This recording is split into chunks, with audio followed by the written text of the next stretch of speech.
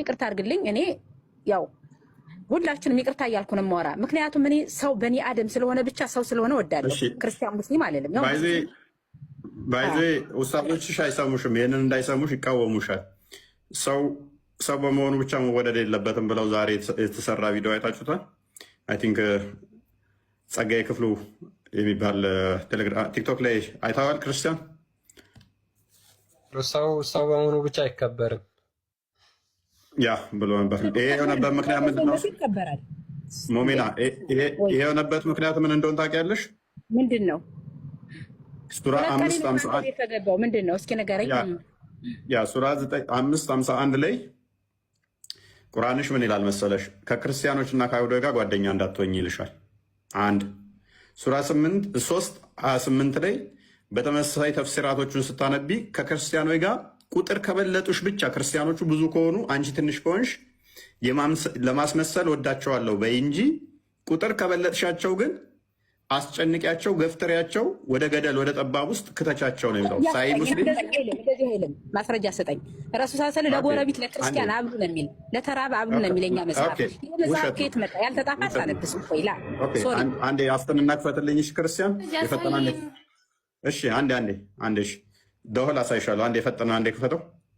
5:51 አንዴ ክፈተው። ከክርስቲያኖች ጋር ጓደኛ ረዳት ማድረግ ትችያለሽ። ክርስቲያኖችን ሞሚና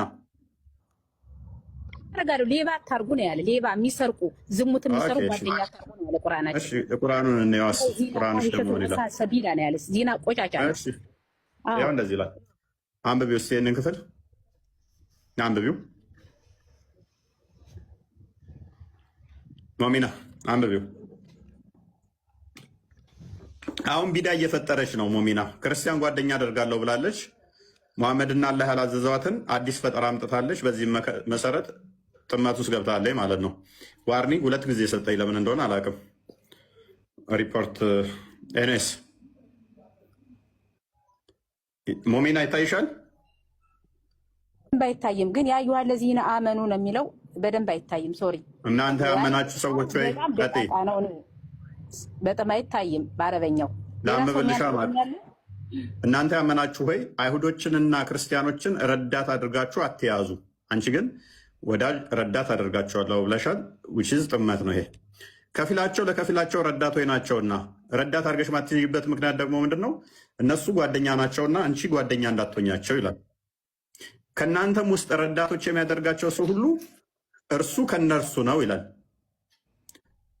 ስለዚህ አንቺ ክርስቲያንና አይሁዶችን ረዳት ወይም ጓደኛ ካደረግሽ ከማን ወገን ትሆኛለሽ? ከኛ ወገን